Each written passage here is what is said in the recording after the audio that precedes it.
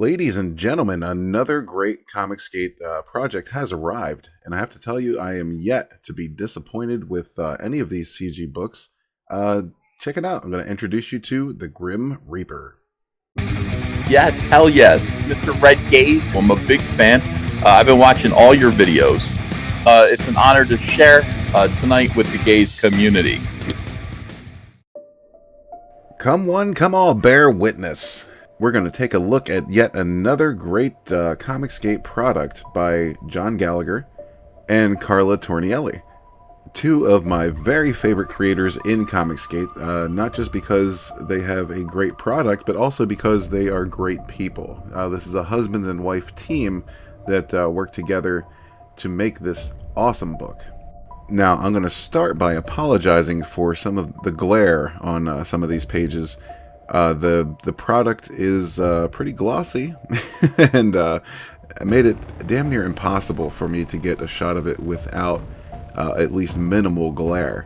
Now, that's actually a testament to the book. The cover is super glossy. It looks wonderful, especially with the minimalistic style. And the interior is fabulous. The pages are a good weight. I'd say maybe a touch thicker than normal comic book pages, and quite heavy, durable. The printer they used is definitely on point. I hope you can see through the glare that Carla's art here is definitely a standout feature of this book. It's a little different. This is her first foray into Western art. She's normally a manga artist.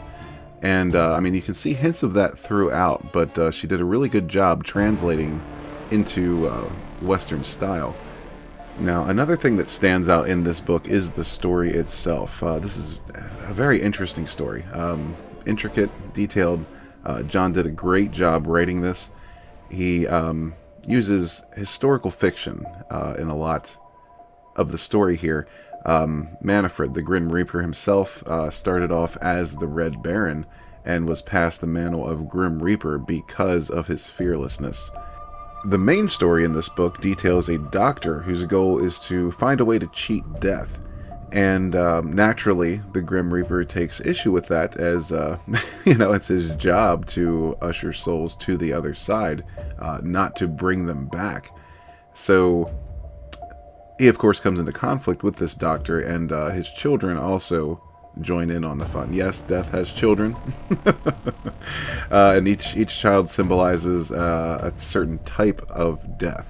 Now, they attempt to do what they think is their part in assisting their father with this problem against his wishes. And part of this story deals with Death trying to instruct his children in the right way to handle situations. Now, there are a lot of great themes to this story, a lot of cool things touched on in this book that I really don't want to spoil for you. And I really do wish I could have gotten better photo captures of what's going on here, because this does not do these pages justice at all. One of the things that I really like that they did in this book was use different fonts and different colored text bubbles to denote different characters. That's always helpful, I think.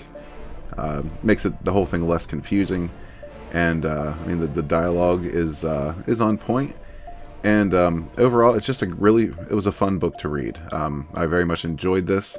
It's serious and comical at times. Yeah, I think you'll enjoy it too if you're into this type of genre. This is definitely a book for you. Last but not least, this beautiful Carla Tornielli print was included with the book. It's always great to have little extras like this, and this would go perfectly framed on a desk or on a wall. Carla does lovely work.